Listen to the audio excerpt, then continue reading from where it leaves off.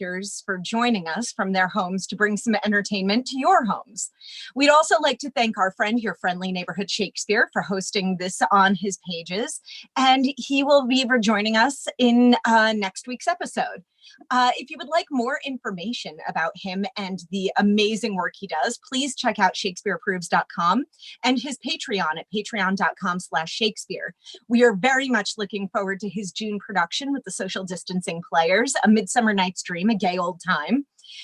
We will provide links to his content below in the comments. For more information about our totally volunteer organization, check out our website, zenithplayers.com. Feel free to check out our very attractive donations page. 100% of all donations go towards our production costs, which these days goes toward the various subscriptions that allow for these recordings to be presented. If you would like to read with us in future projects, please send us an email at casting@zenithplayers.com and we will get you on board. Join us Saturday for our reader series of Shakespeare's Henry V. And now please relax and enjoy the next episode of The Hound of the Baskervilles. Chapter 9, The Light Upon the Moor, the second report of Dr. Watson. My dear Holmes, if I was compelled to leave you without much news during the early days of my mission, you must acknowledge I'm making up for lost time, and that events are now crowding thick and fast upon us. In my last report, I ended upon my top note with Barrymore at the window, and now I have quite a budget already, which will, unless I'm much mistaken, considerably surprise you.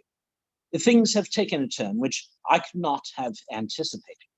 In some ways, they have, within the last 48 hours, become much clearer, and in some ways they have become more complicated. But I will tell you all, and you shall judge for yourself. Before breakfast on the morning following my adventure, I went down the corridor and examined the room in which Barrymore had been on the night before. The western window through which he had stared so intently has, I noticed, one peculiarity above all other windows in the house. It commands the nearest outlook onto the moor. There's an opening between two trees which enables one from this point of view to look right down upon it, while from the other windows it is only a distant glimpse which can be obtained. It follows, therefore, that Barrymore, since only this window would serve the purpose, must have been looking out for something or somebody upon the moor. The night was very dark, so that I could hardly imagine how he could have hoped to see anyone. It had struck me that it was possible some love intrigue was on foot. That would have accounted for his stealthy movements and also for the uneasiness of his wife. The man is a striking-looking fellow, very well equipped to steal the heart of the country girl, so that this theory seemed to have something to support it. That opening of the door, which I had heard after I had returned to my room, might mean that he had gone out to keep some clandestine appointment. So I reasoned with myself in the morning, and I tell you the direction of my suspicions, however much the results may have shown that they were unfounded. But whatever the true explanation of Barrymore's movements might be, I felt that the responsibility of keeping them to myself until I could explain them was more than I could bear. I had an interview with Sir Henry in his study after breakfast, and I told him all that I had seen. He was less surprised than I had expected. I knew that Barrymore was walking about at nights, and I had a mind to speak to him about it. 2 or 3 times I have heard his steps in the passage, coming and going, just about the hour you name. Perhaps then he pays a visit every night to that particular window. Perhaps he does. If so, we should be able to shadow him and see what it is that he is after. I wonder what your friend Holmes would do if he were here. I believe that he would do exactly what you now suggest. He would follow Barrymore and see what he did. Then we shall do it together. But surely he would hear us. The man is rather deaf, and in any case we must take our chance of that. We'll sit up in my room tonight and wait until he passes. Sir Henry rubbed his hands with pleasure, and it was evident that he hailed the adventure as a relief to his somewhat quiet life upon the moor. The baronet has been in communication with the architect who prepared the plans for Sir Charles, and with the contractor from London, so that we may expect great changes to begin here soon. There have been decorators and furnishers up from Plymouth, and it is evident that our friend has large ideas and means to spare no pains or expense to restore the grandeur of his family. When the house is renovated and refurnished, all that he will need will be a wife to make it complete. Between ourselves, there are pretty clear signs that this will not be wanting if the lady is willing, for I have seldom seen a man more infatuated with a woman than he is with our beautiful neighbor, Miss Stapleton.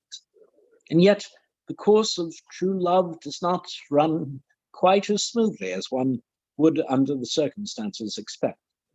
Today, for example, its surface was broken by a very unexpected ripple, which has caused our friend considerable perplexity and annoyance. After the conversation about Barrymore, Sir Henry put on his hat and prepared to go out. As a matter of course, I did the same. What? Are you coming, Watson? That depends on whether you are going to the moor. Yes, I am. Well, you know what my instructions are. I'm sorry to intrude, but you heard how earnestly Holmes insisted that I should not leave you, and especially that you should not go alone upon the moor. My dear fellow, Holmes, with all his wisdom, did not foresee some things which have happened since I have been on the moor. You understand me. I am sure that you are the last man in the world who would wish to be a spoil sport. I must go out alone. It's put me in an awkward position. I was at a loss what to say or what to do, and before I had made up my mind, he picked up his cane and was gone. But when I came to think the matter over, my conscience reproached me bitterly for having, on any pretext, allowed him to go out of my sight. I imagined what my feelings would be if I had to return to you and to confess that some misfortune had occurred through my disregard for your instructions. I assure you, my cheeks flushed at the very thought. It might not even be too late now to overtake him, so I set off at once in the direction of Merripit House. I hurried along the road at the top of my speed, without seeing anything of Sir Henry, until I came to the point where the moor path branches off. There, fearing that perhaps I had come in the wrong direction after all, I mounted a hill from which I could command a view, the same hill which is cut into the dark quarry. Thence I saw him at once. He was on the moor path about a quarter of a mile off, and a lady was by his side who could only be Miss Stapleton. It was clear that there was already an understanding between them, and that they'd met by appointment. They were walking slowly, along in deep conversation, and I saw her making quick little movements of her hands as if she were very earnest in what she was saying, while he listened intently and once or twice shook his head in strong dissent. I stood among the rocks watching them, very much puzzled as to what I should do next. To follow them and break into their intimate conversation seemed to be an outrage, yet my clear duty was never for an instant to let him out of my sight. To act the spy upon a friend was a hateful task.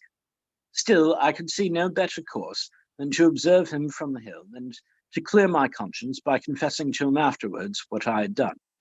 It is true that if any sudden danger had threatened him, I was too far away to be of use, and yet I am sure that you will agree with me that the position was very difficult, and that there was nothing more which I could do.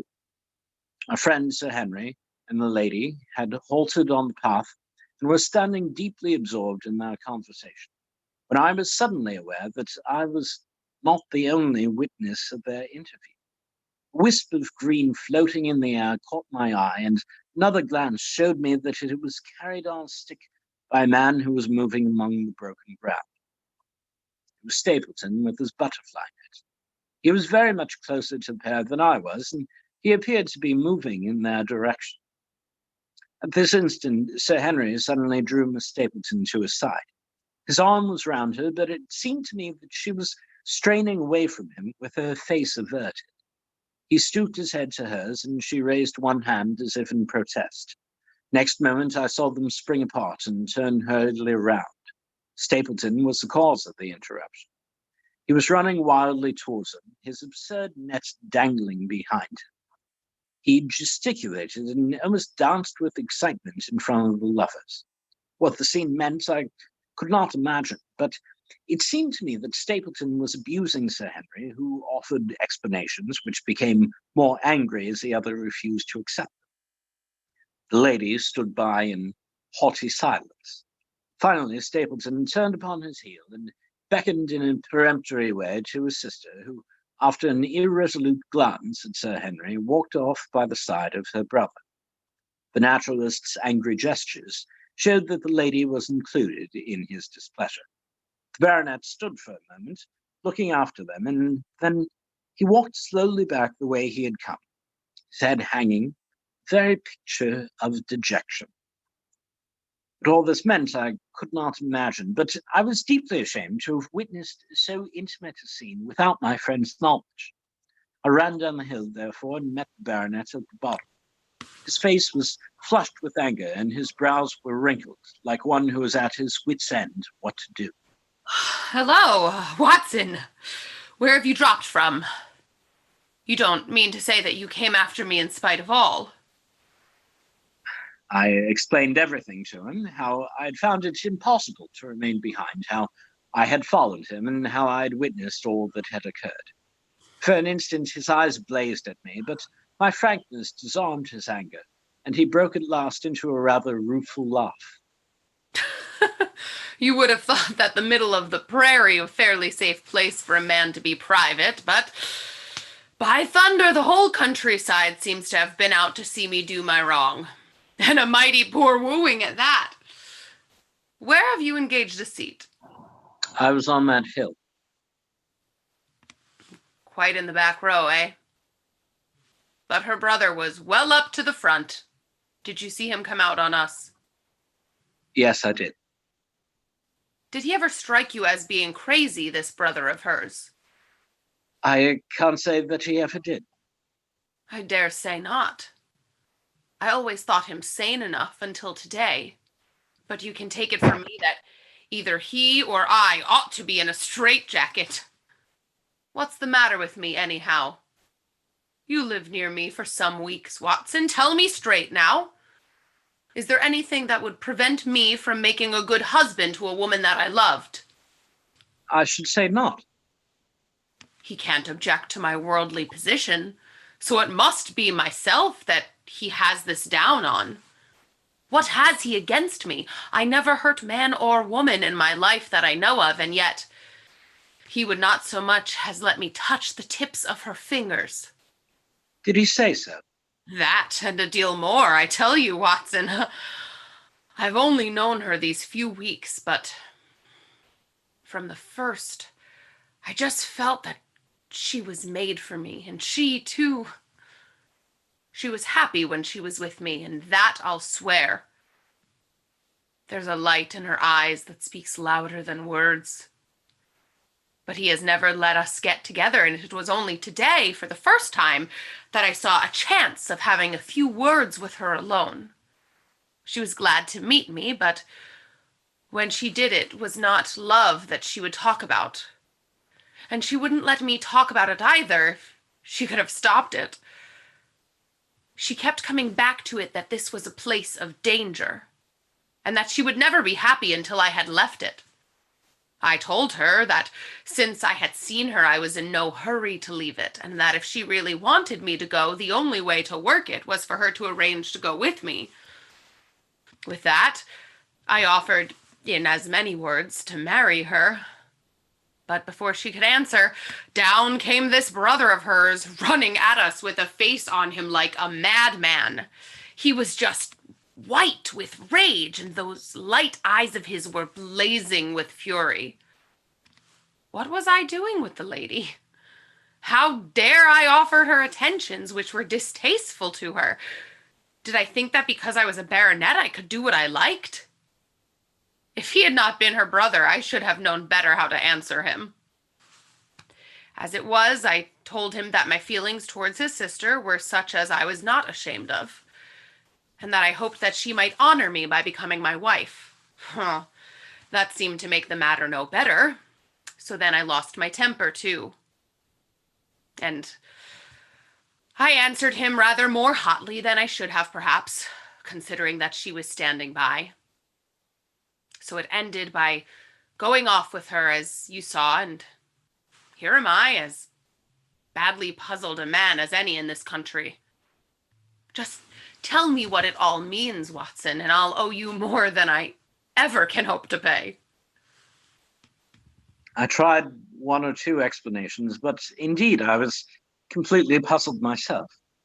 Our friend's title, his fortune, his age, his character, and his appearance are all in his favor, and I know nothing against him unless it be this dark fate which runs in his family. That his advances should be rejected so brusquely without any reference to the lady's own wishes, and that the lady should accept the situation without protest is very amazing. However, our conjectures were set at rest from a visit by Stapleton himself that very afternoon. He had come to offer apologies for his rudeness of the morning, and after a long private interview with Sir Henry in his study, the upshot of their conversation was that the breach is quite healed, and that we are to dine at Merripit House next Friday as assigned. I don't say now that he isn't a crazy man. I can't forget the look in his eyes when he ran at me this morning, but I must allow that no man could make a more handsome apology than he has done. Did he give any explanation of his conduct? His sister is everything in his life, he says. That is natural enough, and I am glad that he should understand her value. They have always been together, and according to his account, he has been a very lonely man with only her as a companion, so that the thought of losing her was really terrible to him. He had not understood, he said, that I was becoming attached to her, but when he saw with his own eyes that it was really so, and that she might be taken away from him, it gave him such a shock that for a time he was not responsible for what he said or did. He was very sorry for all that had passed, and he recognized how foolish and how selfish it was that he should imagine that he could hold a beautiful woman like his sister to himself for her whole life. If she had to leave him, he had rather it was to a neighbor like myself than to anyone else. But in any case, it was a blow to him, and it would take him some time before he could prepare himself to meet it. He would withdraw all opposition upon his part if I would promise for 3 months to let the matter rest and to be content with cultivating the lady's friendship during that time without claiming her love. This I promised, and so the matter rests. So there's one of our small mysteries cleared up. It is something to have touched bottom anywhere in this bog in which we are floundering. We know now why Stapleton looked with disfavor upon his sister's suitor, even when that suitor was as eligible one as Sir Henry. And now I pass on another thread which I have extricated out of the tangled skein. The mystery of the sobs in the night, of the tear-stained face of Mrs. Barrymore, of the secret journey of the butler to the western lattice window. Congratulate me, my dear Holmes, and tell me that I have not disappointed you as an agent, that you do not regret the confidence which you showed in me when you sent me down. All these things have by one night's work been thoroughly cleared. I've said by one night's work, but in truth it was by 2 nights' work, for on the first we drew entirely blank. I sat up with Sir Henry in his rooms until nearly 3 o'clock in the morning, but no sound of any sort did we hear except the chiming clock upon the stairs.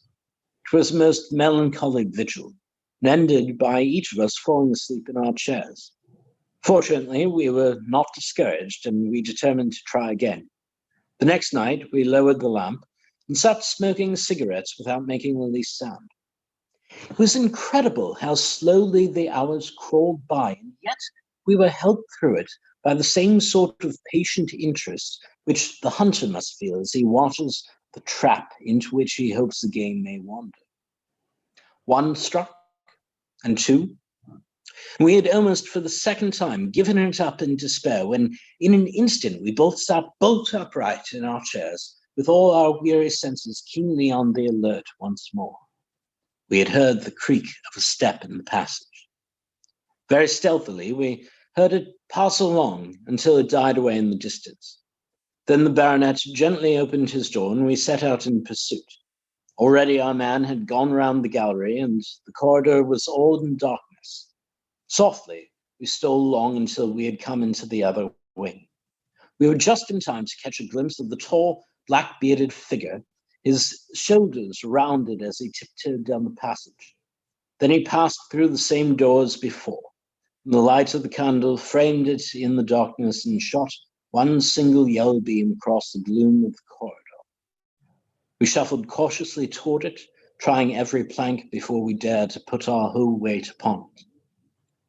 We had taken the precaution of leaving our boots behind us, but even so, the old boards snapped and creaked beneath our tread. Sometimes it seemed impossible that he should fail to hear our approach. However, the man is fortunately rather deaf, and he was entirely preoccupied in that which he was doing. When at last we reached the door and peeped through, we found him crouching at the window, candle in hand, his white, intent face pressed against the pane, exactly as I had seen him 2 nights before. We had arranged no plan of campaign, but the baronet is a man to whom the most direct way is always the most natural. He walked into the room, and as he did so, Barrymore sprang up from the window with a sharp hiss of his breath and stood livid and trembling before us. His dark eyes, glaring out of the white mask of his face, were full of horror and astonishment as he gazed from Sir Henry to me. What are you doing here, Barrymore? Nothing, sir. His agitation was so great he could hardly speak, and the shadows sprang up and down from the shaking of his candle. It was the window, sir. I go round at night to see that they are fastened. On the 2nd floor? Yes, sir, all the windows. Look here, Barrymore, we have made up our minds to have the truth out of you, so it will save you some trouble to tell it sooner rather than later. Come now, no lies. What were you doing at that window? The fellow looked at us in a helpless way, and he wrung his hands together like one who was in the last extremity of doubt and misery. I was doing no harm, sir. I was holding a candle to the window. And why were you holding a candle to the window? Don't ask me, Sir Henry. Don't ask me. I give you my word, sir, that it is not my secret and that I cannot tell it. If it concerned no one but myself, I would not try to keep it from you. A sudden idea occurred to me. I took the candle from the trembling hand of the butler. He must have been holding it as a signal. Let us see if there is any answer. I held it as he had done, and stared out into the darkness of the night. Vaguely, I could discern the black bank of the trees and the lighter expanse of the moor, for the moon was behind the clouds. And then I gave a cry of exultation, for a tiny pinpoint of yellow light had suddenly transfixed the dark veil and glowed steadily in the center of the black square framed by the window. There it is! No, sir, it is nothing. Nothing at all. I assure you, sir. Move your light across the window, Watson. See, the other moves also. Now, you rascal, do you deny that it is a signal? Come, speak up. Who is your confederate out yonder, and what is this conspiracy going on? It is my business, and not yours. I will not tell. Then you will leave my employment right away. Very good, sir. If I must, I must. And you go in disgrace. By thunder, you may well be ashamed of yourself. Your family has lived with mine for over 100 years under this roof, and here I find you deep in some dark plot against me. No, sir. No, not against you. We have to go, Eliza. This is the end of it. You can pack our things. Oh, John, have I brought you to this? It is my doing, Sir Henry, all mine. He has done nothing except for my sake, and because I asked him. Speak out, then. What does it mean? My unhappy brother is starving on the moor. We cannot let him perish at our very gates. The light is a signal to him that food is ready for him, and his light out yonder is to show the spot to which to bring it. Then your brother is... The escaped convict, sir. Selden, the criminal. That's the truth, sir. I said it was not my secret and that I could not tell it to you. But now you have heard it, and you will see that there was a plot. It was not against you. This, then, was the explanation of the stealthy expeditions at night and the light at the window. Sir Henry and I both stared at the woman in amazement. Is it possible that you, such a respectable person, are of the same blood as one of the most notorious criminals in the country? Yes, sir. My name was Selden, and he is my younger brother. We humored him too much when he was a lad and gave him his own way in everything until he came to think that the world was made for his pleasure and that he could do what he liked in it. Then, as he grew older, he met wicked companions, and the devil entered into him until he broke my mother's heart and dragged our names in the dirt. From crime to crime, he sank lower and lower until it is only the mercy of God which has sanctified him from the scaffold. But to me, sir, he was always the little curly-haired boy I had nursed and played with as an elder sister would. That was why he broke prison, sir. He knew that I was here and that we could not refuse him. When he dragged himself here one night, weary and starving, with the wardens hard at his heels, what could we do? We took him in and fed him and cared for him. Then you returned, sir, and my brother thought he would be safer on the moor than anywhere else until the hue and cry was over, so he lay hiding there. But every second night we made sure he was still there by putting a light in the window. And there was an answer. My husband took out some bread and meat to him. Every day we hoped that he was gone. But as long as he was there, we could not desert him. That is the whole truth, as I am an honest Christian woman, and you will see that if there is blame in this matter, it does not lie with my husband, but with me, for whose sake he has done all that he has. Is this true, Barrymore? Yes, Sir Henry, every word of it. Well, I cannot blame you for standing by your own wife. Forget what I have said. Go to your room, you two, and we shall talk further about this matter in the morning. When they were gone, we looked out of the window again. Sir Henry had flung it open, and the cold night wind beat in upon our faces. Far away in the black distance, there still glowed that one tiny point of yellow light. I wonder he dares. It may be so placed as to be only visible from here. Very likely. How far do you think it is? Out by the cleft tor, I think. Not more than a mile or two off. Hardly that. Well, it cannot be far if Barrymore had to carry out the food to it. And he is waiting, this villain, beside that candle. By thunder, Watson, I am going out to take that man. Same thought had crossed my own mind. It was not as if the Barrymores had taken us into their confidence. Their secret had been forced from them. The man was a danger to the community, an unmitigated scoundrel for whom there was neither pity nor excuse. We were only doing our duty in taking this chance of putting him back where he could do no harm. With his brutal and violent nature, others would have to pay the price if we held our hands.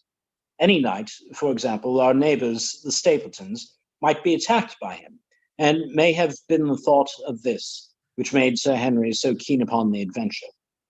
I will come with you. Then get your revolver and put on your boots. The sooner we start, the better, as the fellow may put out his light and be off. In 5 minutes, we were outside the door, starting upon our expedition.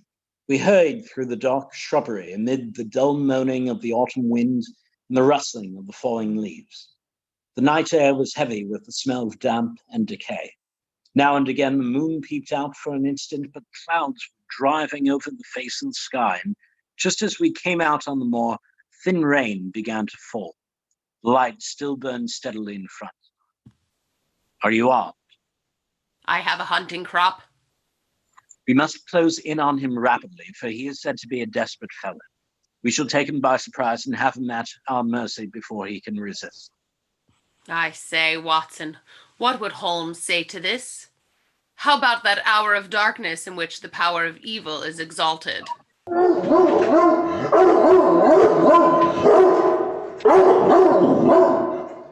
Baronet caught my sleeve, and his face glimmered white through the darkness. My God, what's that, Watson? I don't know. It's a sound they have on the moor. I heard it once before.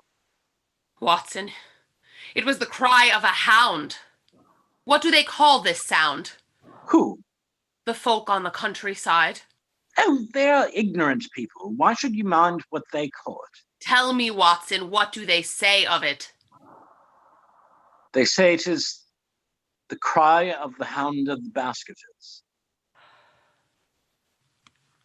A hound it was. But it seemed to come from miles away. Over yonder, I think. It was hard to say whence it came. It rose and fell with the wind. Isn't that the direction of the great Grimpen Mire? Yes, it is. Well, it was up there.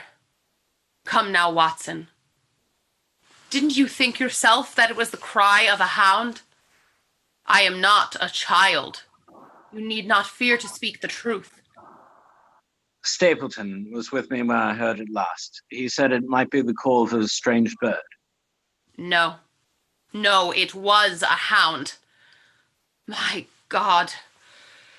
Can there be some truth in all these stories? Is it possible that I am really in danger from so dark a cause? You don't believe it, do you, Watson? No. And yet, it was one thing to laugh about it in London, and it is another to stand out here in the darkness of the moor and to hear such a cry as that. And my uncle, there was the footprint of the hound beside him as he lay. It all fits together. I don't think that I am a coward, Watson, but that sound seemed to freeze my very blood. Feel my hand. It was as cold as a block of marble. You'll be all right tomorrow. I don't think I'll get that cry out of my head. What do you advise we do now? Shall we turn back? No. By thunder, we have come out to get our man, and we will do it. We're after the convict, and a hellhound, as likely as not, after us. Come on! We'll see it through if all the fiends of the pit were loose upon the moor. We stumbled slowly along in the darkness, with the black loom of the craggy hills around us, and the yellow speck of light burning steadily in front. There's nothing so deceptive as the distance of a light upon a pitch-dark night. Sometimes a glimmer seemed to be far away upon the horizon. Sometimes it might have been within a few yards of us. But at last, we could see whence it came. And then we knew that we were indeed very close. A guttering candle was stuck in a crevice of the rocks, which flanked it on each side, so as to keep the wind from it and also to prevent it from being visible, save in the direction of Baskerville Hall. A boulder of granite concealed our approach, and crouching behind it, we gazed over it at the signal light. It was strange to see this single candle burning there in the middle of the moor, with no sign of life near it, just the one straight yellow flame and the gleam of the rock on each side of it. What shall we do now? Wait here. He must be near his light. Let us see if we can get a glimpse of him. Words were hardly out of my mouth when we both saw him. Over the rocks in the crevice of which the candle burned, there was thrust out an evil yellow face, a terrible animal face, all seamed and scored with vile passions. Foul with mire, with a bristling beard and hung with matted hair, might well have belonged to one of those old prehistoric men who dwelt in the burrows on the hillsides. The light beneath him was reflected in his small, cunning eyes, which peered fiercely to right and left through darkness like a crafty and savage animal who has heard the steps of the hunters. Something had evidently aroused his suspicions. It may have been that Barrymore had some private signal which we had neglected to give, or the fellow may have had some other reason for thinking that all was not well. But I could read his fears upon his wicked face. Any instant he might dash out the light and vanish in the darkness. I sprang forward, therefore, and Sir Henry did the same. At the same moment, the convict screamed out a curse at us and hurled a rock which splintered up against the boulder which had sheltered us. I caught one glimpse of his short, squat, strongly built figure as he sprang to his feet and turned to run. At the same moment, by lucky chance, the moon broke through the clouds. We rushed over the brow of the hill. There was our man, running with great speed down the other side, springing over the stones in his way with the activity of a mountain goat. Lucky long shot of my revolver might have crippled him, but I brought it only to defend myself if attacked, not to shoot an unarmed man who was running away. We were both swift runners and in fairly good training, but we soon found we had no chance of overtaking him. We saw him for a long time in the moonlight, until he was only a small speck moving swiftly among the boulders upon the side of a distant hill. We ran and ran until we were completely blown, but the space between us grew ever wider.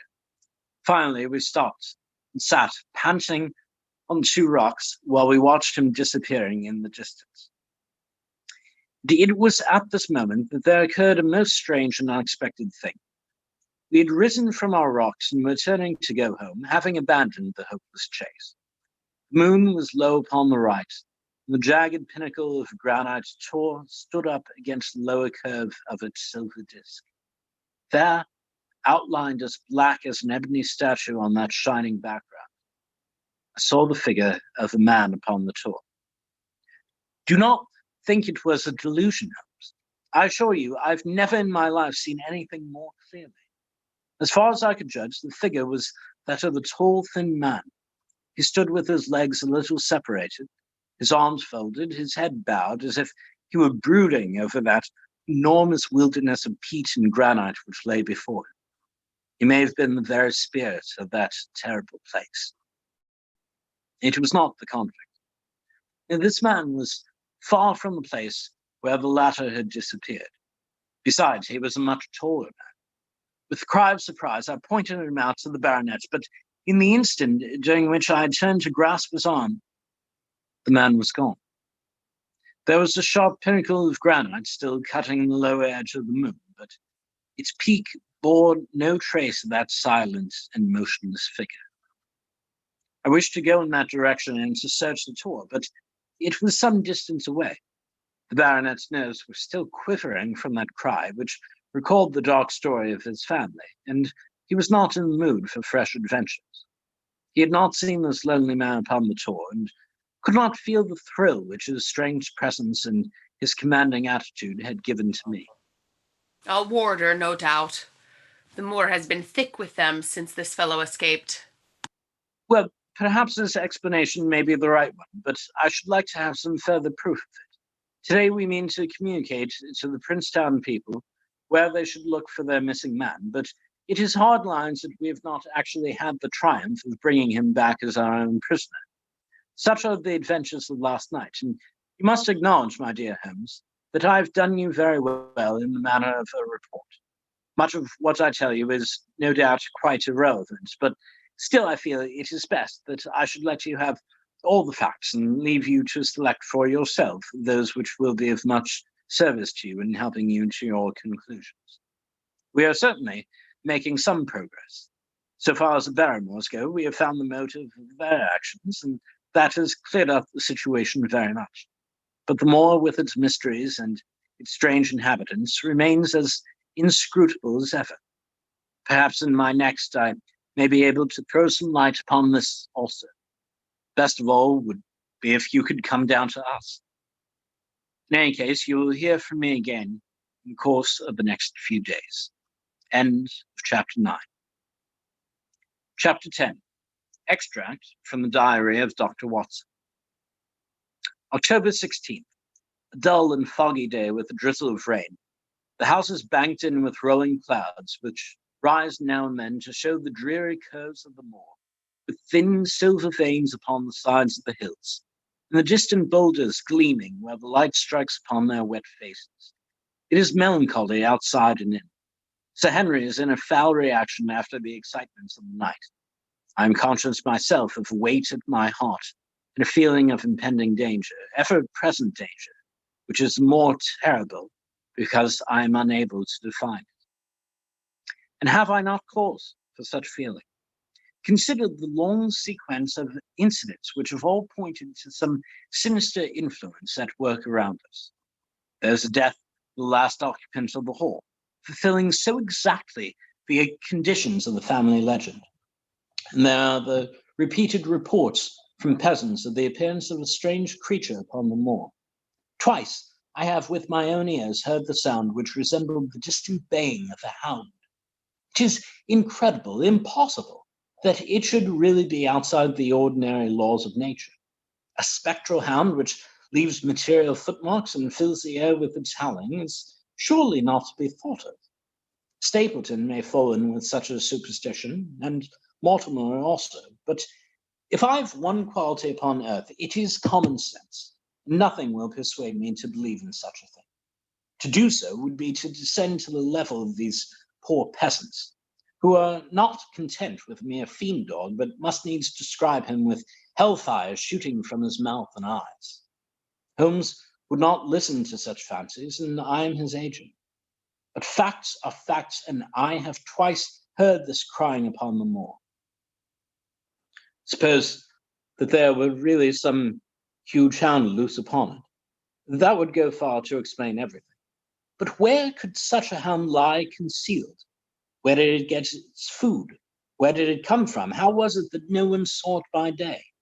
It must be confessed that the natural explanation offers almost as many difficulties as the other.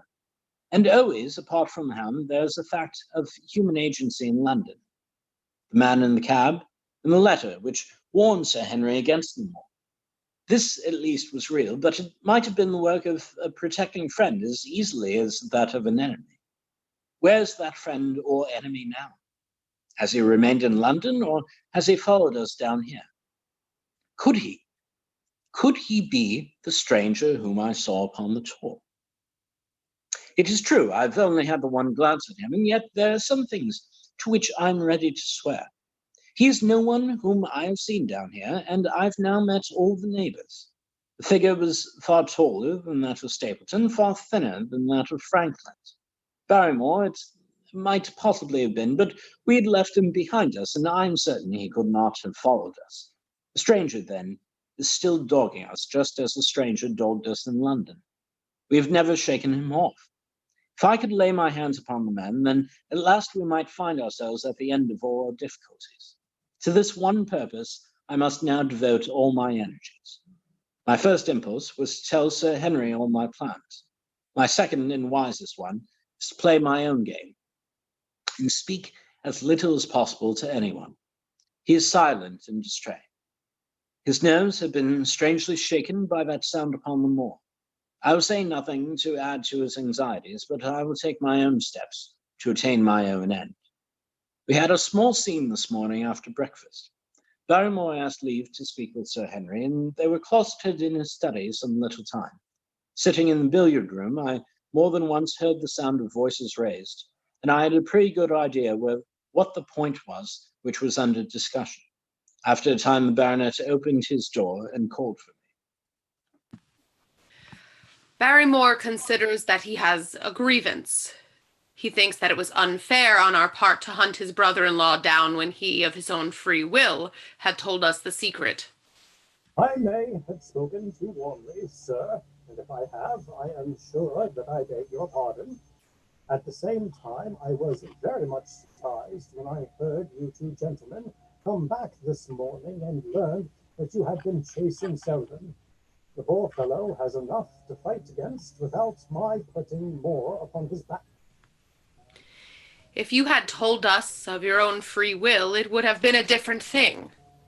You only told us, or rather your wife only told us, when it was forced from you and you could not help yourself. I didn't think you would have taken advantage of it, Sir Henry. Indeed, I didn't. The man is a public danger. There are lonely houses scattered over the moor, and he is a fellow who would stop at nothing. You only want to get a glimpse of his face to see that. Look at Mr. Stapleton's house, for example, with no one but himself to defend it. There's no safety for anyone until he is under lock and key. He'll break into no house, sir. I give you my solemn word upon that. But he will never trouble anyone in this country again. I assure you, Sir Henry, that in a very few days the necessary arrangements will have been made, and he will be on his way to South America. For God's sake, sir, I beg of you not to let the police know that he is still on the moor. They have given up the chase there, and he can lie quiet until the ship is ready for him. You can't tell on him without getting my wife and me into trouble. I beg you, sir, and say nothing to the police. What do you say, Watson? If he were safely out of the country, it would relieve the taxpayer of a burden. But how about the chance of his holding someone up before he goes? He would not do anything so mad, sir. We have provided him with all he can want. To commit a crime would be to show where he was hiding. That is true. Well, Barrymore. God bless you, sir, and thank you from my heart. It would have killed my poor wife had he been taken again. I guess we are aiding and abetting a felony, Watson. But after what we have heard, I don't feel as if I could give the man up. So there is an end of it. All right, Barrymore, you can go. Oh, thank you, sir, thank you. You've been so kind to us, sir, that I should like to do the best I can for you in return. I know something, Sir Henry, and perhaps I should have said it before, but it was long after the inquest that I found it out. I've never breathed a word about it yet to mortal man. It's about poor Sir Charles's death. Do you know how he died? No, sir, I don't know that. What then? I know why he was at the gate at that hour. It was to meet a woman. To meet a woman? He? Yes, sir. And the woman's name? I can't give you the name, sir, but I can give you the initials. Her initials were LL. How do you know this, Barrymore? Well, Sir Henry, your uncle had a letter that morning. He had usually a great many letters, for he was a public man and well known for his kind heart, so that everyone who was in trouble was glad to turn to him. But that morning, as it chanced, there was only one letter, so I took more notice of it. It was from Coombe Tracy, and it was addressed in a woman's hand. Well? Well, sir, I thought no more of the matter, and never would have done it had it not been for my wife. Only a few weeks ago, she was cleaning out Sir Charles's study. It had never been touched since his death, and she found the ashes of a burnt letter in the back of the grate. The greater part of it was charred to pieces, but one little slip, the end of the page, hung together, and the writing could still be read. Though it was gray on the black ground. It seemed to be to us a postscript at the end of the letter that said, please, as you are a gentleman, burn this letter and be at the gate by 10 o'clock. Beneath it were signed the initials LL. Have you got that slip? No, sir. It crumbled all to bits after we moved it. Had Sir Charles received any other letters in the same writing? Well, sir, I took no particular notice of his letters. I should not have noticed this one, only it happened to come alone. And you have no idea who LL is? No, sir. No more than you have. But I expect if we could lay our hands upon that lady, we should know more about Sir Charles's death. I cannot understand, Barrymore, how you came to conceal this important information. Well, sir, it was immediately after that our own trouble came to us. And then again, sir, we were both of us very fond of Sir Charles, as we well might be considering all that he has done for us. To rake this up couldn't help our poor master, and it's well to go carefully when there's a lady in the place. Even the best of us. You thought it might injure his reputation. Well, sir, I thought no good could come of it.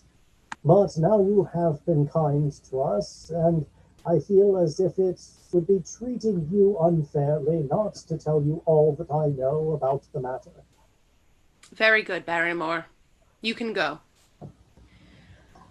Well, Watson, what do you think of this new light? It seems to leave the darkness rather blacker than before. So I think. But if we can only trace LL, it should clear up the whole business. We have gained that much. We know that there is someone who has the facts if we can only find her. What do you think we should do? Let Holmes know all about it at once. It will give him the clue for which he has been seeking. I'm much mistaken if it does not bring him down. I went at once to my room and drew up my report of the morning's conversation for Holmes.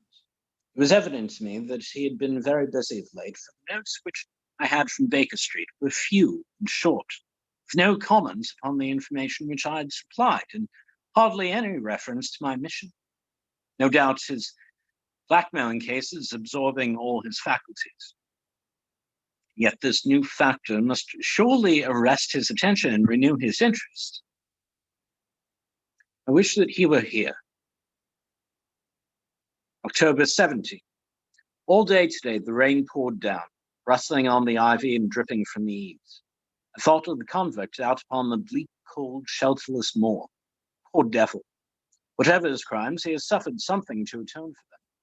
And then I thought of that other one, the face in the cab, the figure against the moon. Was he also out in that deluge, the unseen watcher, the man of darkness?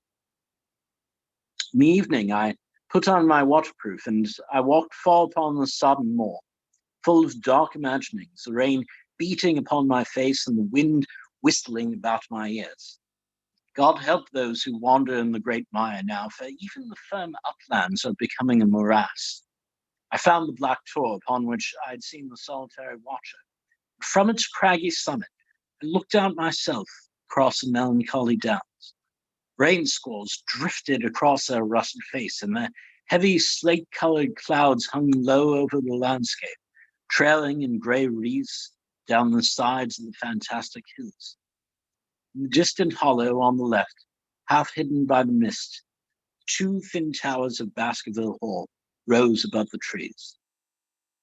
They were the only signs of human life which I could see, save only those prehistoric huts which lay thickly upon the slopes of the hills.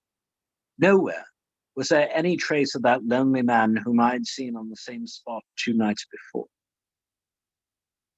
As I walked back, I was overtaken by Dr. Mortimer, driving in his dog cart over a rough moorland track which led from the outlying farmhouse of Foulmire. He had been very attentive to us, and hardly a day has passed that he has not called at the hall to see how we were getting on. He insisted upon my climbing into his dog cart, and he gave me a lift homeward. I found him much troubled over the disappearance of his little spaniel. It had wandered onto the moor and had never come back. I gave him such consolation as I might, but I thought of the pony on Grimpen Mire, and I do not fancy that he will see his little dog again. By the way, Mortimer, I suppose there are few people living within driving distance of this whom you do not know. Hardly any, I think. Can you then tell me the name of any woman whose initials are LL? There is Laura Lyons. Her initials are LL. but she lives in Coombe Tracy. Who is she? She is Franklin's daughter. What? Old Franklin the Crank? Exactly. She married an artist named Lyons who came sketching on the moor. He proved to be a blackguard and deserted her. The fault, from what I hear, may not have been entirely on one side. Her father refused to have anything to do with her because she had married without his consent, and perhaps for one or two other reasons as well. So between the old sinner and the young one, the girl has had a pretty bad time. How does she live? I fancy old Franklin allows her a pittance, but it cannot be more, for his own affairs are considerably involved. Whatever she may have deserved, one could not allow her to go helplessly to the bad. Her story got about, and several people here did something to enable her to earn an honest living. Stapleton for one, and Sir Charles for another. I gave a trifle myself. It was to set her up in a typewriting business. He wanted to know the object of my inquiries, but I managed to satisfy his curiosity without telling him too much, for there is no reason why we should take anyone into our confidence. Tomorrow morning I shall find my way to Coombe Tracy, and if I can see this Mrs. Laura Lyons of equivocal reputation, a long step will have been made toward clearing one incident in this chain of mysteries. I'm certainly developing the wisdom of the serpent, for when Mortimer pressed his questions to an inconvenient extent, I asked him casually about the comparative skulls of pachyderms, and so heard nothing but craniology for the rest of our drive. I've not lived for years with Sherlock Holmes for nothing. I've only one other incident to record upon this tempestuous and melancholy day. This was my conversation with Barrymore just now, which gives me one more strong card, which I can play in due time. Mortimer had stayed to dinner, and he and the baronet played cards afterwards. The butler brought me my coffee into the library, and I took the chance to ask him a few questions. Well, has this precious relation of yours departed, or is he still lurking out yonder? I don't know, sir. I hope to heaven that he is gone, for he has brought nothing but trouble here. I've not heard of him since I left out food for him last, and that was 3 days ago. Did you see him then? No, sir, but the food was gone when next I went that way. Then he was certainly there. So you would think, sir. Unless it was the other man who took it. You know that there's another man. Oh, yes, sir, there is another man upon the moor. Have you seen him? No, sir. How do you know of him then? Selden told me of him, sir, a week ago or more. He's in hiding, too, but he's not a convict as far as I can make out. I don't like it, Dr. Watson. I tell you straight, sir, that I don't like it. Now, listen to me, Barrymore. I have no interest in this matter but that of your master. I've come here with no object except to help him. Tell me frankly what it is you don't like. It's all these goings-on, sir. There's foul play somewhere, and there's villainy brewing. To that I'll swear. Very gladly I should be, sir, to see Sir Henry on his way back to London again. But what is it that alarms you? Look at Sir Charles's death. That was bad enough for all that the coroner said. Look at the noises on the moor at night. There's not a man would cross it after sundown if he was paid for it. Look at this stranger hiding out yonder and watching and waiting. What's he waiting for? What does it mean? It means no good to anyone in the name of Baskerville. And very glad I shall be to be quit of it all on the day that Sir Henry's new servants are ready to take over the hall. But about this stranger, can you tell me anything about him? What did Selden say? Did he find out where he hid or what he was doing? He saw him once or twice, but he is a deep one and gives nothing away. At first he thought that he was the police, but soon he found that he had some lay of his own. A kind of gentleman he was, as far as he could see, but what he was doing he could not make out. And where did he say that he lived? Among the old houses on the hillside, the stone huts where the old folk used to live. How about his food? Selden found out that he has got a lad who works for him and brings all he needs. I dare say he goes to Coombe Tracy for what he wants. Very good, Barrymore. We may talk further this some other time. When the butler had gone, I walked over to the black window, and I looked through a blurred pane at the driving clouds and at the tossing outline of the windswept trees. It is a wild night indoors, and what must it be in a stone hut upon the moor? What passion of hatred can it be which leads a man to lurk in such a place at such a time? And what deep and earnest purpose can he have which calls for such a trial? There, in that hut upon the moor, seems to lie the very center of the problem which has vexed me so sorely. I swear that another day shall not have passed before I have done all that man can do to reach the heart of the mystery. End of chapter 10. Chapter 11, The Man on the Tour. I had established two facts of great importance. The one, that Mrs. Laura Lyons of Coombe Tracy had written to Sir Charles Baskerville and made an appointment with him at the very place and hour that he met his death. The other, that the lurking man upon the moor was to be found among the stone huts upon the hillside. With these two facts in my possession, I felt that either my intelligence or my courage must be deficient if I could not throw some further light upon these dark places. I had no opportunity to tell the baronet what I had learned about Mrs. Lyons upon the evening before, for Dr. Mortimer remained with him at cards until it was very late. At breakfast, however, I informed him about my discovery and asked him whether he would care to accompany me to Coombe Tracy. At first he was very eager to come, but on second thoughts it seemed to both of us that if I went alone, the results might be better. The more formal we made the visit, the less information we might obtain. I left Sir Henry behind, therefore, not without some prickings of conscience, and drove off upon my new quest. When I reached Coombe Tracy, I made inquiries for the lady whom I had come to interrogate. I found no difficulty in finding her rooms, which were central and well appointed. The maid showed me in without ceremony, and as I entered the sitting room, a lady, who was sitting before a Remington typewriter, sprang up with a pleasant smile of welcome. Her face fell, however, when she saw that I was a stranger, and she sat down again and asked me the object of my visit. I had the pleasure of knowing your father. It was a clumsy introduction, and the lady made me feel it. Nothing in common between my father and me. I owe him nothing, and his friends are not mine. If it were not for the late Sir Charles Baskerville and some other kind hearts, I might have starved for all that my father cared. It was about the late Sir Charles Baskerville that I've come here to see you. What can I tell you about him?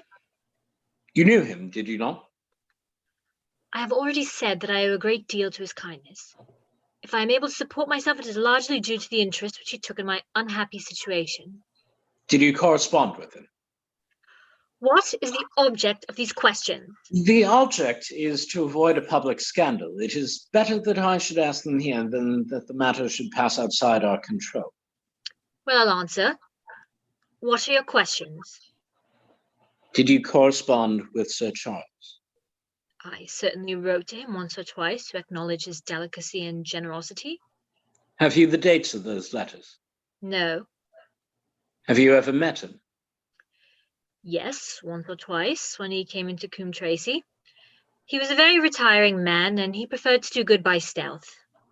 But if you saw him so seldom and wrote so seldom, how did he know enough about your affairs to be able to help you, as you say that he has done? There were several gentlemen who knew my sad history and united to help me. One was Mr. Stapleton, a neighbour and intimate friend of Sir Charles's. He was exceedingly kind, and it was through him that Sir Charles learned about my affairs. Did you ever write to Sir Charles asking him to meet you? Really, sir, this is a very extraordinary question. I'm sorry, madam, but I must repeat it. Then I answer, certainly not. Not on the very day of Sir Charles' death? No. Surely your memory deceives you. I could even quote a passage of your letter. It ran, "Please, please, as you are a gentleman, burn this letter and be at the gate by 10 o'clock. They There's no such thing as a gentleman. You do Sir Charles an injustice. He did burn that letter, but sometimes a letter may be legible even when burnt. You acknowledge now that you wrote it. Yes, I did write it. I did write it. Why should I deny it? I have no reason to be ashamed of it. I wished him to help me. I believed that if I had an interview, I would gain his help, so I asked him to meet me. But why at such an hour? Because I had only just learned that he was going to London next day and might be away for months. There were reasons why I could not get there earlier. But why a rendezvous in the garden instead of a visit to the house? Do you think a woman could go alone at that hour to a bachelor's house? Well, what happened when you did get there? I never went. Mrs. Lyons. No, I swear it to you on all I hold sacred. I never went. Something intervened to prevent my going. What was that? That's a private matter. I cannot tell it. You acknowledge then that you made an appointment with Sir Charles at the very hour and place at which he met his death, but you deny that you kept the appointment. That is the truth. Again and again, I cross-questioned her, but I could never get past that point. Mrs. Lyons, you are taking a very great responsibility and putting yourself in a very false position by not making an absolutely clean breast of all that you know. If I have to call in the aid of the police, you'll find how seriously you are compromised. If your position is innocent, why did you in the first instance deny having written to Sir Charles upon that date? Because I feared that some false conclusion might be drawn from it, and that I might find myself involved in a scandal. And why were you so pressing that Sir Charles should destroy your letter? If you have read the letter, you will know. I did not say that I had read all the letter. You quoted some of it. I quoted the postscript. The letter had, as I said, been burned and was not all legible. I ask you once again why it was that you were so pressing that Sir Charles should destroy this letter which he received on the day of his death. The matter is a very private one. The more reason why you should avoid a public investigation. I will tell you then. If you have heard anything of my unhappy history, you will know that I made a rash marriage and had reason to regret it. I've heard so much. My life has been one incessant persecution from a husband whom I abhor. The law is upon his side, and every day I am faced by the possibility that he may force me to live with him. At the time that I wrote this letter to Sir Charles, I had learned that there was a prospect of my regaining my freedom if certain expenses could be met. It meant everything to me. Peace of mind, happiness, self-respect, everything. I knew Sir Charles's generosity, and I thought that if he heard the story from my own lips, he would help me. Then how is it that you did not go?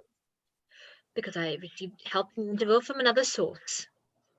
Why then did you not write to Sir Charles and explain this? So I should have done had I not seen his death in the paper next morning. Lyons' story hung coherently together, and all my questions were unable to shake it. I could only check it by finding if she had indeed instituted divorce proceedings against her husband, or at or about the time of the tragedy. It was unlikely that she would dare to say that she had not been to Baskerville Hall if she really had been, for a carriage would be necessary to take her there, and could not have returned to Coombe Tracy until the early hours of the morning. Such an excursion could not be kept secret. The probability was, therefore, that she was telling the truth, or at least a part of the truth. I came away baffled and disheartened. Once again, I had reached that dead wall which seemed to be built across every path by which I tried to get at the object of my mission. And yet the more I thought of the lady's face and of her manner, the more I felt that something was being held back from me. Why should she turn so pale? Why should she fight against every admission until it was forced from her? Why should she have been so reticent at the time of the tragedy? Surely the explanation of all this could not be as innocent as she would have me believe. For the moment, I could proceed no farther in that direction, but must turn back to that other clue, which was to be sought for among the stone huts upon the moor. That was a most vague direction. I realized it as I drove back and noted how hill after hill showed traces of the ancient people. Barrymore's only indication had been that the stranger lived in one of those abandoned huts. and many hundreds of them are scattered throughout the length and breadth of the moor. But I had my own experience for a guide, since it had shown me the man himself standing upon the summit of the Black Tor. That, then, should be the centre of my search. From there, I should explore every hut upon the moor until I lighted upon the right one. If this man were inside it, I should find out from his own lips, at the point of my revolver, if necessary, who he was and why he had dogged us so long. He might slip away from us in the crowd of Regent Street, but it would puzzle him to do so upon the lonely moor.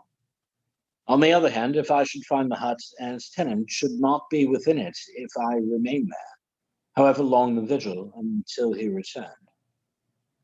Holmes had missed him in London. It would indeed be a triumph for me if I could run him to earth where my master had failed. Luck had been against us again and again in this inquiry, but now at last it came to my aid, and the messenger of good fortune was none other than Mr. Frankland, who was standing grey-whiskered and red-faced outside the gate of his garden, which opened onto the high road on which I travelled. Good day, Dr. Watson. You must really give your horses a rest and come in to have a glass of wine and to congratulate me.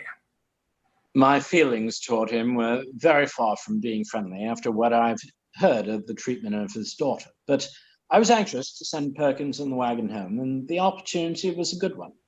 I alighted and sent a message to Sir Henry that I should walk over in time for dinner. Then I followed Frankland into his dining. It is a great day for me, sir, one of the red-letter days of my life. I have brought off a double event.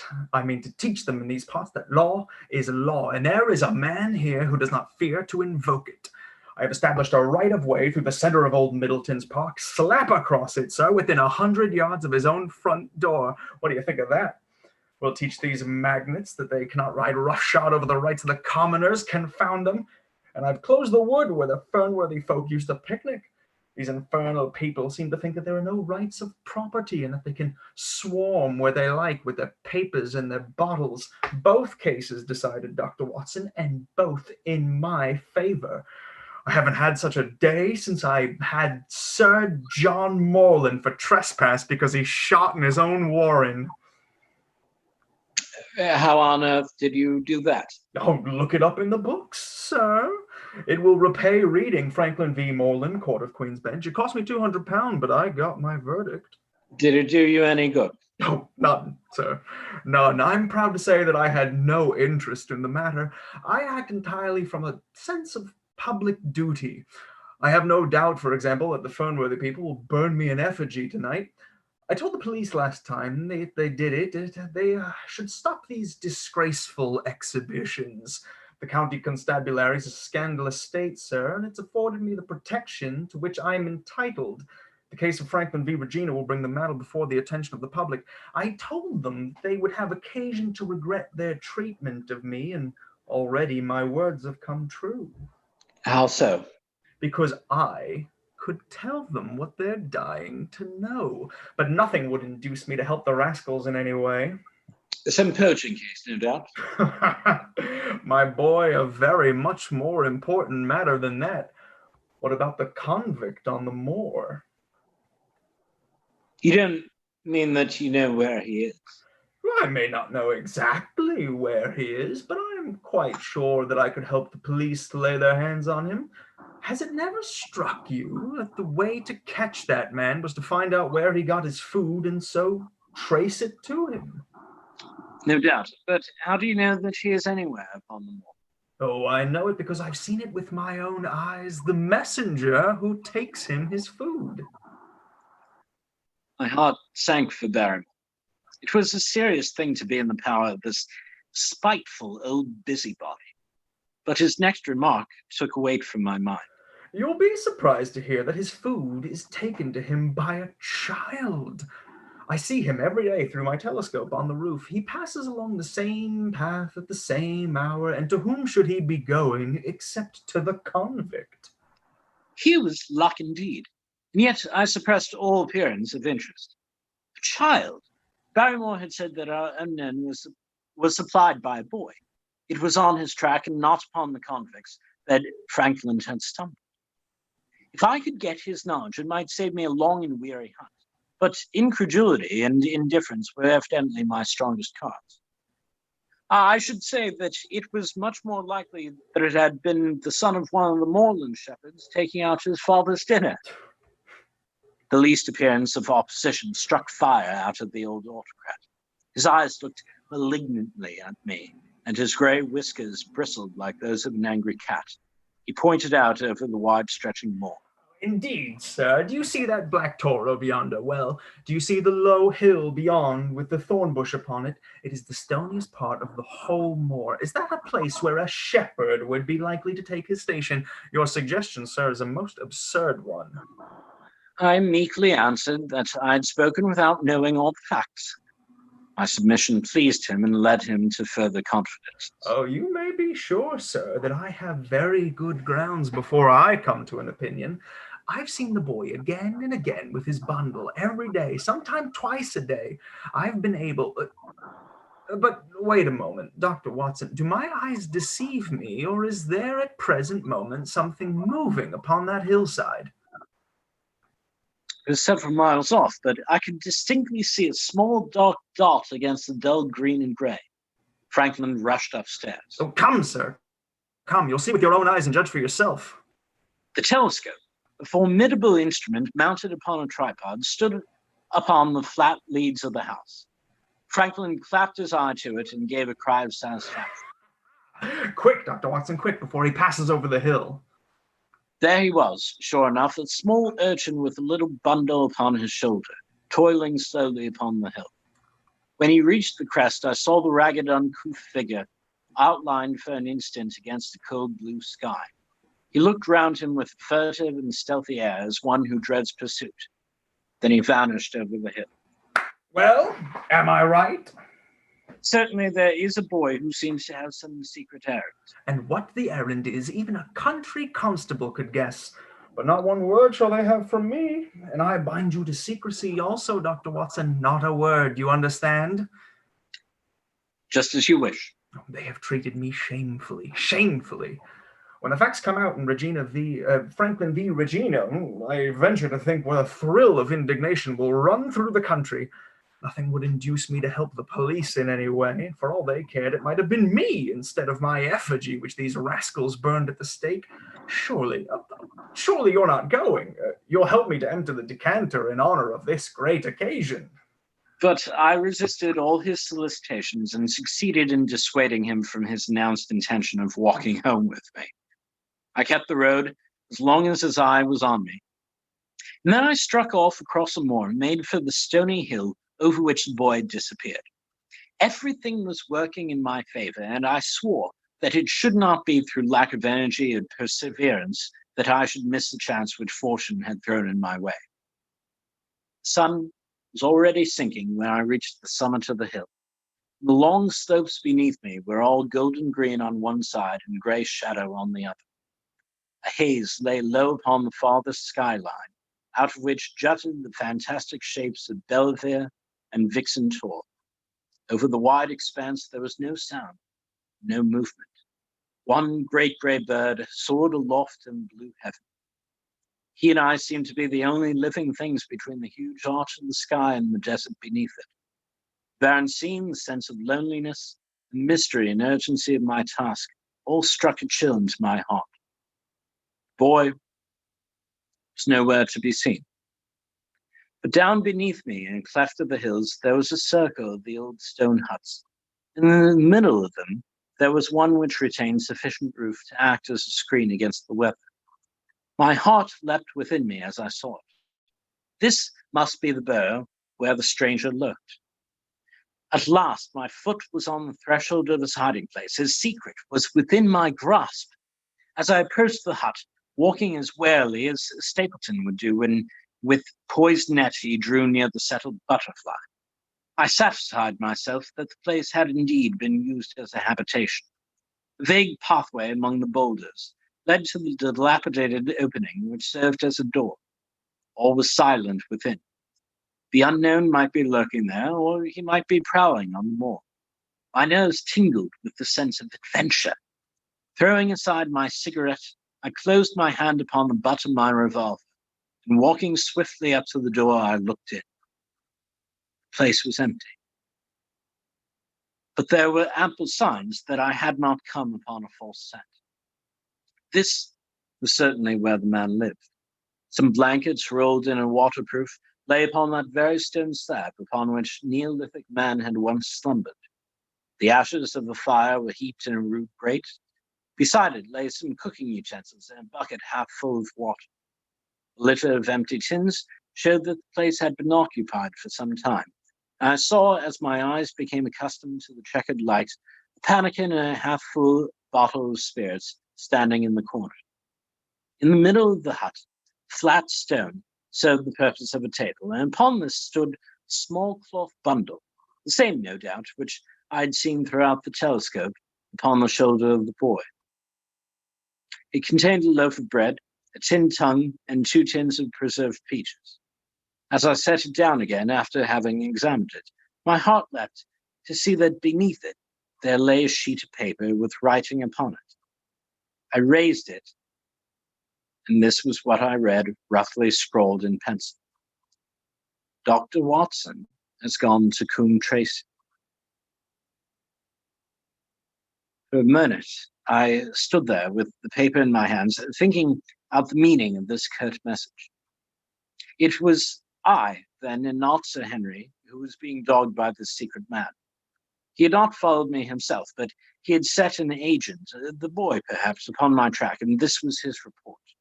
Possibly I had taken no step since I had been upon the moor which had not been observed and reported. Always there was this feeling of an unseen force, a fine net drawn round us with infinite skill and delicacy, holding us so lightly that it was only at some supreme moment that one realized one was indeed entangled in its meshes. If there was one report, there might be others, so I looked round the hut in search of them. There was no trace, however, of anything of the kind, nor could I discover any sign which might indicate the character or intentions of the man who lived in this singular place, save that he must be of Spartan habits and cared little for the comforts of life. When I thought of the heavy rains and looked at the gaping roof, I understood how strong and immutable must be the purpose which had kept him in that inhospitable abode. Was he our malignant enemy, or was he by chance a guardian angel?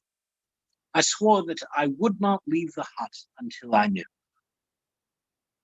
Outside, the sun was sinking low, and the west was blazing with scarlet and gold.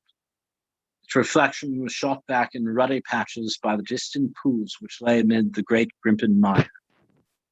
There were the 2 towers of Baskerville Hall, their distant blur of smoke, which marked the village of Grimpen. Between the 2, behind the hill, was the house of the Stapletons. All was sweet and mellow and peaceful in the golden evening light. Yet, as I looked at them, my soul shared none of the peace of nature, but quivered at the vagueness and the terror of that interview which every instant was bringing near. With tingling nerves, but a fixed purpose, I sat in the dark recess of the hut and waited with somber patience for the coming of its tenant. Then, at last, I heard it. From far away came the sharp clink of a boot striking upon a stone. And another, yet another, coming nearer and nearer. I shrank back into the darkest corner and cocked the pistol in my pocket, determined not to discover myself until I had an opportunity of seeing something of the stranger. There was a long pause, which showed that he had stopped. And once more, the footsteps approached, and a shadow fell across the opening. It is a lovely evening, my dear Watson. I really think that you will be more comfortable outside than in. End Thank you. of chapter 11. Thank you for joining us for the Hound of the Baskervilles. We'd once again like to thank all the actors who have volunteered to read with us this evening. While you're surfing the web, please visit your friendly neighborhood Shakespeare and his website, shakespeareapproves.com, or check out his Facebook page at Shakespeare Approves, your friendly neighborhood Shakespeare. If you want more information on how to join us, including how to become involved in an upcoming reading, go to Zenith Players or zenithplayers.com. You can also send us an email at casting@zenithplayers.com, and our technical director will get back to you as soon as possible. We want to continue to express our support to all of those out there who are fighting to keep us safe and doing whatever they can as an essential worker right now. We appreciate it more than we can say, really. Please join us Saturday for our upcoming production of Henry V, and join us next Monday as we continue this serial